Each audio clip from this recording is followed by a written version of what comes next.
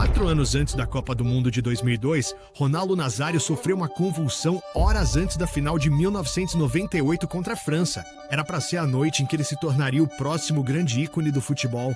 Em vez disso, tornou-se um dos maiores mistérios do esporte e o início de um declínio brutal, já que lesões em 1999 e 2000 ameaçaram acabar com toda a sua carreira.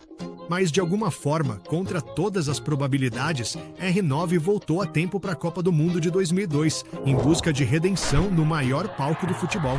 Mas com Zinedine Zidane, Michael Ballack e Luis Figo liderando seleções rivais, nada em seu retorno seria simples. Essa não é apenas a história de qualquer torneio de futebol.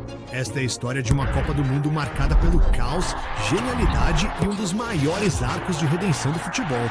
Esta é toda a história da Copa do Mundo de 2002. Extraordinário. Ronaldo Nazário. Um homem dominava as conversas antes do torneio, Ronaldo Nazário. O atacante vencedor da Bola de Ouro de 1997 tinha apenas 25 anos, mas muitos já diziam que sua carreira estava acabada. Por causa de uma lesão no joelho sofrida em 2000, o lendário atacante mal jogou 1 minuto de futebol por quase 2 anos. Era uma história de partir o coração. O jovem atacante brasileiro parecia destinado a superar as carreiras de outros grandes sul-americanos como Pelé e Diego Maradona, para ser lembrado como o melhor jogador da história do futebol. Mas, após um longo período afastado dos gramados, muitos achavam que o R9 nunca mais seria o mesmo jogador que ganhou o prêmio de melhor jogador da Série A e a Bola de Ouro da Copa do Mundo em 98. O brasileiro até seria perdoado se decidisse abandonar o futebol, mas ele voltou à forma física na segunda metade da temporada 01-02, marcando 7 gols em 10 jogos da Série A, incluindo 5 nos últimos 5 jogos. Ele foi recompensado com sua primeira convocação para a seleção brasileira desde 1999 e chegou à Copa do Mundo com um corte de cabelo impossível de ignorar. A cabeça quase toda raspada, com apenas uma mecha de cabelo na frente. Um visual que desde então se tornou uma das identidades visuais mais reconhecíveis do futebol. O corte de cabelo estranho até dividiu opiniões, mas o retorno do R9 à forma física trouxe uma nova esperança. E mesmo contando com Roberto Carlos, Cafu e Lúcio no time, eles realmente precisavam disso. Eles perderam a final de 98 por 3-0 para a França. Seus algozes na final eram uma equipe de elite, que ainda conquistaria o campeonato europeu em 2000. O time da França para os torneios de 2002 contava com o brilhante Zinedine Zidane, que estava se mostrando o melhor meio-campista de uma geração, se não de todos os tempos. Ele recebeu liberdade criativa atuando como volante. Patrick Vieira estava lá para limpar qualquer perda de bola, enquanto seu companheiro de clube, Thierry Henry, adicionava uma dimensão assustadora ao ataque deles. Um time repleto de talentos de nível mundial parecia quase imbatível, e muitos apostavam que eles venceriam seu terceiro grande torneio consecutivo. Havia outras seleções na Copa do Mundo que também poderiam surpreender. Inglaterra, Alemanha e Espanha tinham seleções razoavelmente fortes, mas as casas de apostas e a opinião dos especialistas em futebol apontavam para mais um duelo entre Brasil e França pela supremacia mundial. A França teve imediatamente a chance de mostrar ao mundo por que manteria a Copa do Mundo ao enfrentar Senegal na partida de abertura do torneio. Zidane ficou de fora do jogo por lesão, mas a equipe francesa ainda estava repleta de talento.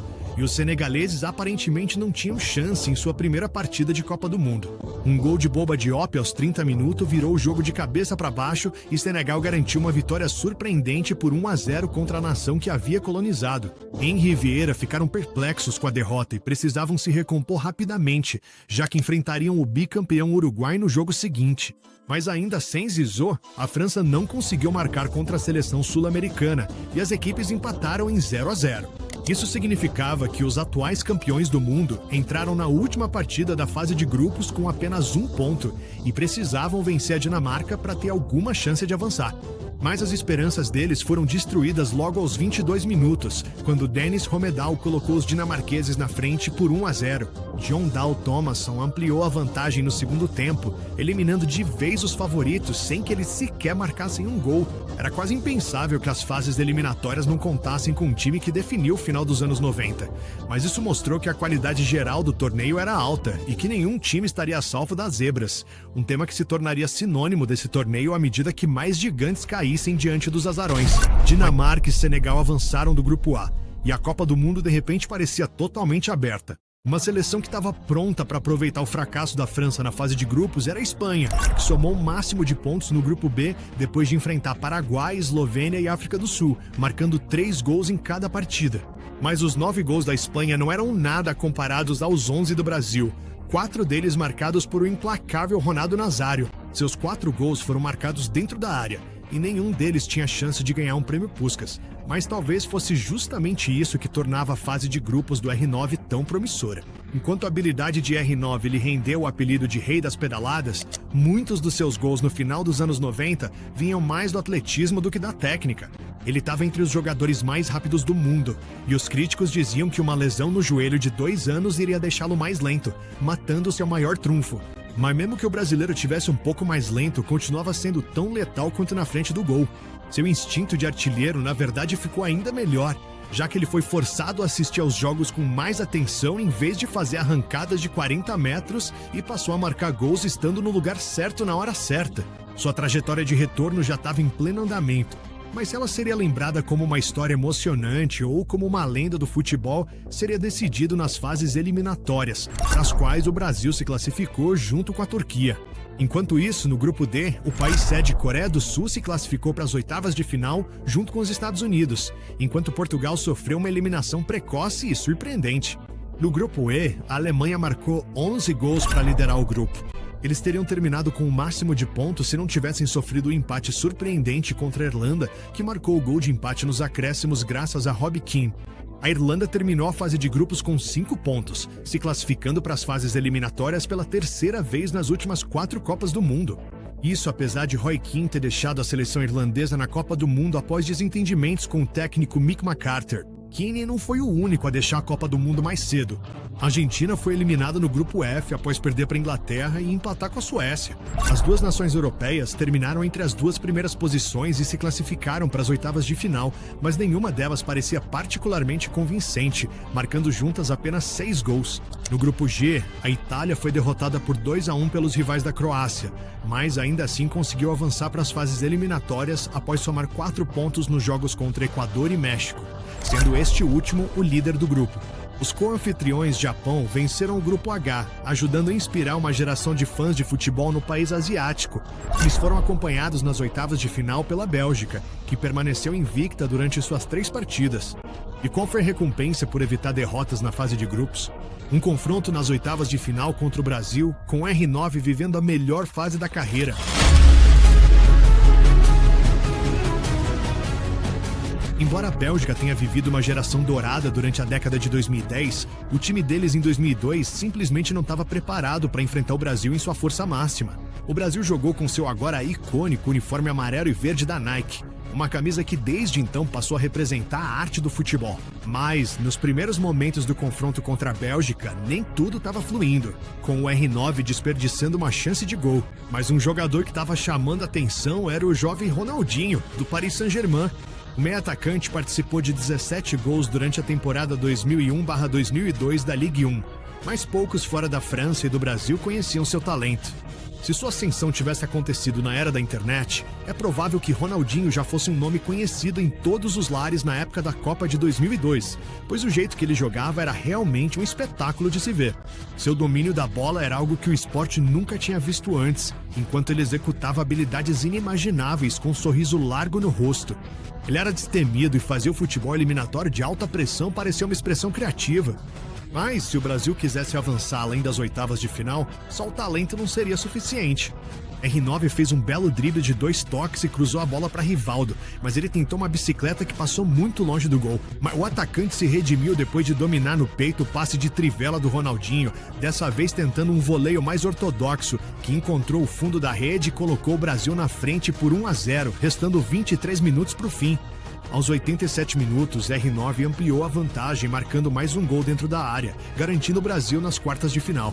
Não foi tão brilhante quanto os tetracampeões esperavam, mas avançar para as quartas de final, onde enfrentariam o vencedor de Inglaterra contra a Dinamarca, era o que importava. A Inglaterra era a grande favorita para vencer os adversários escandinavos, já que talentos como Rio Ferdinand, David Beckham e Michael Owen pareciam prontos para liderar a nova geração. Eles venceram o jogo por 3-0, preparando um confronto icônico entre os inventores e os artistas do futebol na semana seguinte. No entanto, ainda restavam vários jogos das oitavas de final a serem disputados, e nenhum foi tão chocante quanto o confronto da Itália com os co-anfitriões Coreia do Sul. A Itália já havia conquistado a Copa do Mundo em 3 ocasiões e chegado à final do Campeonato Europeu 2 anos antes. Com o Gianluigi Buffon no gol, Paulo Maldini na defesa e Francesco Totti marcando os gols, eles eram uma força formidável e pareciam destinados a ir longe no torneio. Ninguém se surpreendeu quando Christian Vieri abriu o placar aos 18 minutos, mas a Itália não conseguiu matar o jogo. Faltando poucos minutos para o fim, a Itália ainda vencia por apenas um gol quando Seo Ki-haeon, da Coreia do Sul, marcou o gol de empate aos 88 minutos, enlouquecendo Daejeon e levando o jogo para o gol de ouro. O torneio de 2002 foi a última Copa do Mundo a contar com o gol de ouro, uma forma de prorrogação em que vence o primeiro time a marcar durante um período adicional de 30 minutos. O jogo parecia caminhar para os pênaltis até que a HN Young-hwan marcou o gol de ouro para a Coreia do Sul, eliminando a Itália da Copa do Mundo. Uma Copa do Mundo que já tinha visto Itália, França, Argentina e Portugal serem eliminados precocemente poderia ter mais uma vítima, já que a Espanha enfrentava uma possível armadilha contra a Irlanda.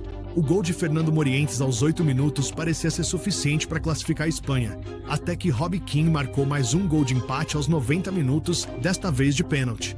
O jogo foi para o gol de ouro, mas as equipes continuaram empatadas, então a decisão foi para os pênaltis. O herói da Copa, Keane, converteu seu pênalti, mas os erros de Matt Holland, David Connolly e Kevin Kilban acabaram com a sorte dos irlandeses, e a Espanha venceu por 3-2, garantindo uma vaga nas quartas de final contra a Coreia do Sul. Em outros jogos, a Alemanha venceu o Paraguai por 1-0, os Estados Unidos derrotaram os rivais México por 2-0, Senegal continuou sua impressionante estreia em Copas ao vencer a Suécia nos pênaltis, e a Turquia passou pelo Japão com uma vitória por 1-0. Inglaterra contra o Brasil, os inventores contra os artistas. Foi sem dúvida o grande confronto das quartas de final. Foi um choque de estilos, com a defesa da Inglaterra se destacando como uma das mais confiáveis do torneio.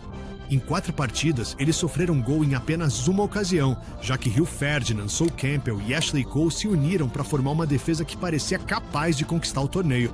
Afinal, as taças da Copa do Mundo raramente são conquistadas pelos times com os atacantes mais talentosos, mas sim por aqueles que conseguem controlar os jogos e impedir o adversário de marcar. Mas controlar o jogo contra o Brasil seria um desafio, dada a diferença de qualidade técnica entre as duas equipes. Roberto Carlos era o defensor mais habilidoso tecnicamente em campo.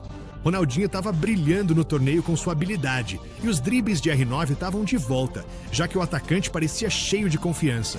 Mas enquanto o R9 ficou afastado por lesão no início dos anos 2000, um novo atacante elétrico o substituiu, como o jovem mais promissor do futebol, Michael Owen. A estrela do Liverpool venceu a Bola de Ouro em 2001 após marcar 31 gols e conquistar a FA Cup, a Copa da Liga e a Copa da UEFA. Com o retorno de R9, ele sabia que teria que vencer o Brasil nas quartas de final para ter alguma chance de manter sua coroa. E por um momento parecia que ele conseguiria. Owen aproveitou um erro de Lúcio aos 23 minutos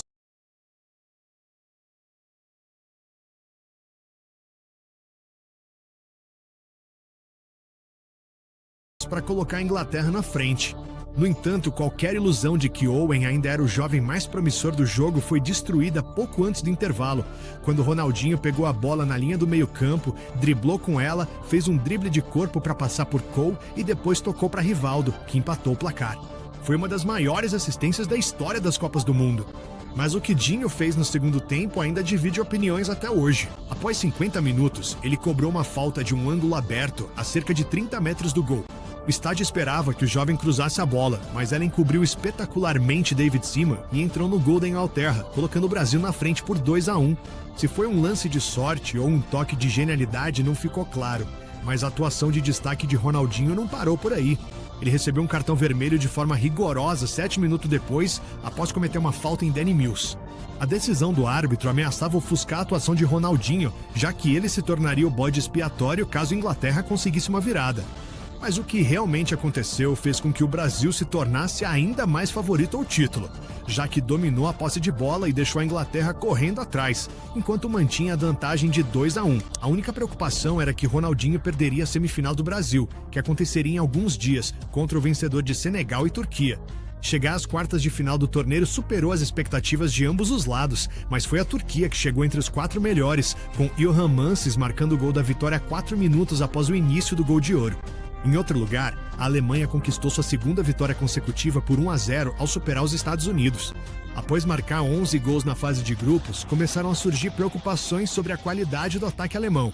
Enquanto Klose marcou um hat-trick na vitória por 8-0 sobre a Arábia Saudita na fase de grupos, ele passou em branco nas fases eliminatórias, com Oliver Neuville e Michael Ballack marcando os únicos gols da equipe contra adversários aparentemente medianos. Enquanto isso, a Espanha precisava de uma atuação melhor do que a que apresentou contra a Irlanda para superar a anfitriã Coreia do Sul.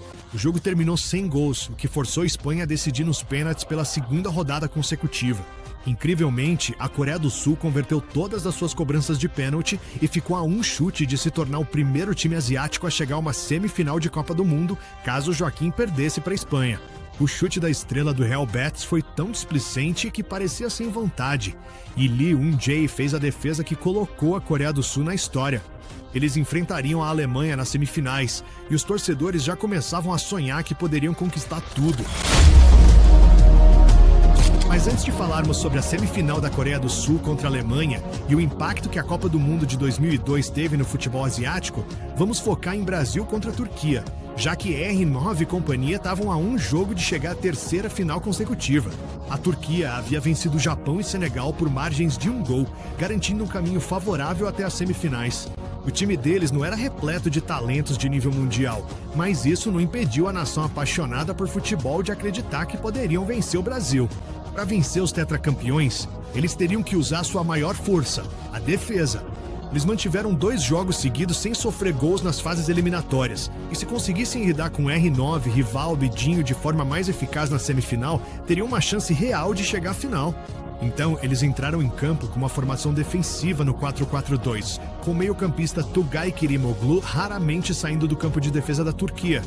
Durante o primeiro tempo, a estratégia da Turquia funcionou, limitando o Brasil a chutes de fora da área e a poucas chances claras. Os reis do samba corriam o risco de serem surpreendidos pelos azarões, encerrando a narrativa da redenção do R9, até que um lance de magia garantiu a vitória para eles.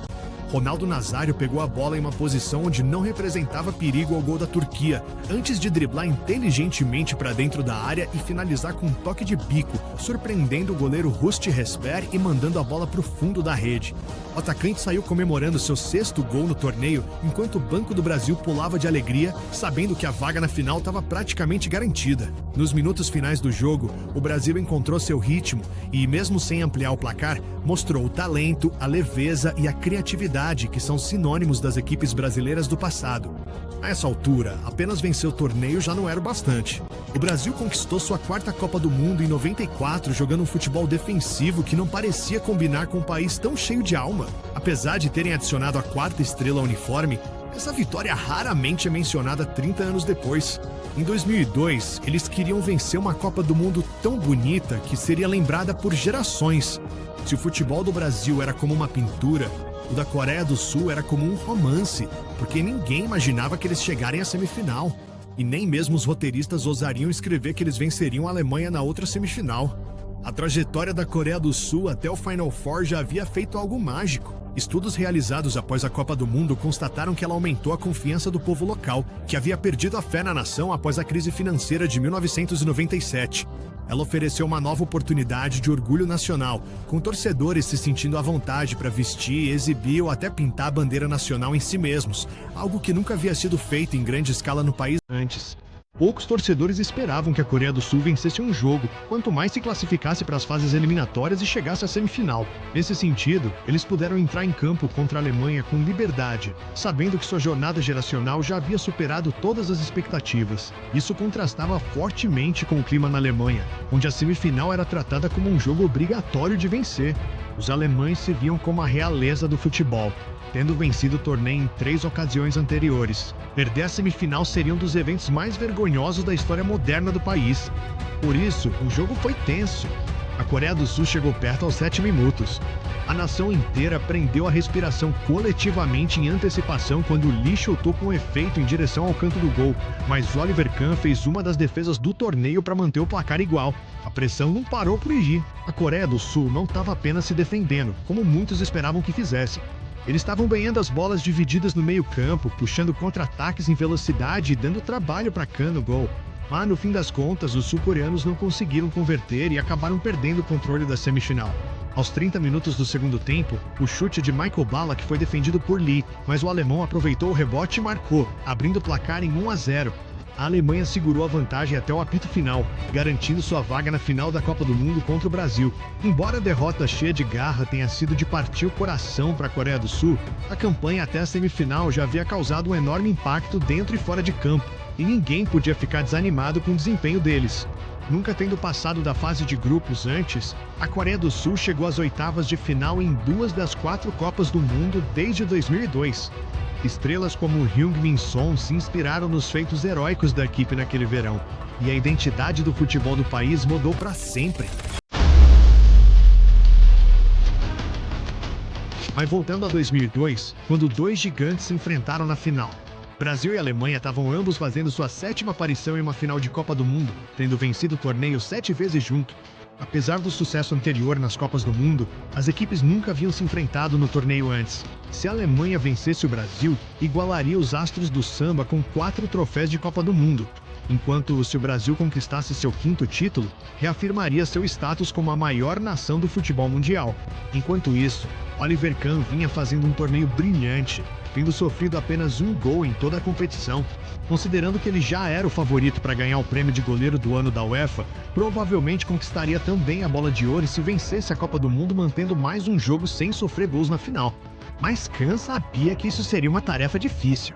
Ronaldo Nazário, do Brasil, já havia marcado 6 gols naquele torneio de verão e parecia ser o único jogador capaz de superar o goleiro alemão, que parecia imbatível. Assim como Kahn, o R9 se tornaria o favorito à bola de ouro daquele ano se sua seleção conquistasse a Copa do Mundo. Embora os brasileiros, e especialmente o Ronaldo, não sejam conhecidos por ficarem nervosos, a estrela da Inter certamente devia estar ansiosa nas horas que antecederam o apito inicial. Quando o Brasil se preparava para a final da Copa do Mundo de 98 contra a França, R9 teve uma convulsão horas antes do início do jogo, o que o obrigou a passar 3 horas no hospital. Mesmo assim, ele começou a partida em um estado atordoado que prejudicou seu desempenho, mas o Brasil foi massacrado por 3-0 pelos franceses, e reviver aquela emoção 4 anos depois, após as lesões, as dúvidas e a volta por cima, teria sido quase insuportável. Então, todos os olhos estavam voltados para o R9 enquanto as duas equipes se aqueciam no Estádio Internacional de Yokohama. O atacante passou pelos rituais pré-jogo sem sofrer outro baque e se alinhou ao lado das estrelas do samba do Brasil antes de uma das finais mais aguardadas da história das Copas do Mundo. Como o restante dos jogadores brasileiros, R9 parecia tranquilo. Eles entraram em campo com confiança e cumprimentaram as estrelas da Alemanha, que, em contraste, pareciam tensos e sob pressão. Só de olhar para a linguagem corporal dos dois times, já parecia que só havia um vencedor.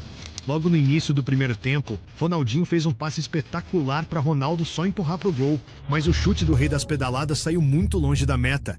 Talvez a história de retorno de conto de fadas não estivesse destinada a acontecer. Dino deixou ele na cara do gol de novo instantes depois, mas R9 teve dificuldade para dominar a bola e acabou sendo desarmado por Kahn.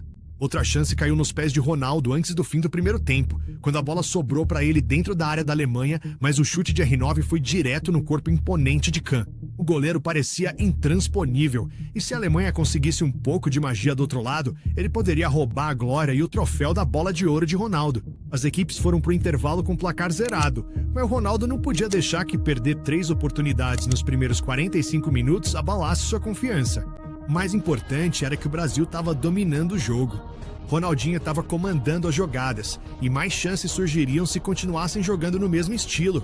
E depois de 67 minutos, Ronaldo finalmente teve a sorte que merecia após alguns anos difíceis com lesões. Rivaldo arriscou um chute de longe que Kahn normalmente defenderia de olhos fechados, mas dessa vez ele soltou a bola, permitindo que R9 só empurrasse para o gol e colocasse o Brasil na frente. 1-0, faltando 23 minutos para o fim, o Brasil estava prestes a conquistar seu 5º título de Copa do Mundo e R9 estava prestes a escrever seu nome ao lado dos imortais do futebol. E 10 minutos depois, ele garantiu que seu nome jamais seria esquecido. Ele marcou seu 2º gol no jogo, dessa vez com um chute colocado com cuidado, que passou rolando à direita de Kahn. R9 tinha conseguido.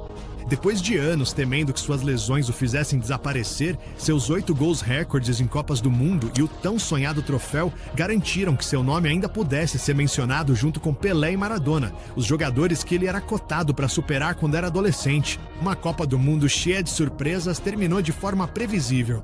Medalha de ouro pendurada no pescoço das estrelas do samba comemorando e R9 posando com a chuteira de ouro do torneio. Mas o 5º título mundial do Brasil não foi só sobre Ronaldo. Ronaldinho fez uma das campanhas de estreia mais impressionantes da história das Copas, tornando-se o jovem mais cobiçado do futebol e, eventualmente, assinando com o Barcelona em 2003. Com R9 e Dinho como protagonistas, o estilo geral do time representava a filosofia do joga bonito, de jogar bonito, que havia faltado na última conquista da Copa, quando as estrelas de 94 foram criticadas por serem pragmáticas e anti-brasileiras, mesmo levantando o troféu. 2002 foi o momento de coroação da história moderna do Brasil e um torneio que mudou o futebol para sempre. R9 venceu a bola de ouro daquele ano e se transferiu para o Real Madrid, garantindo que sua história não fosse definida pelas lesões que marcaram o início dos seus 20 anos.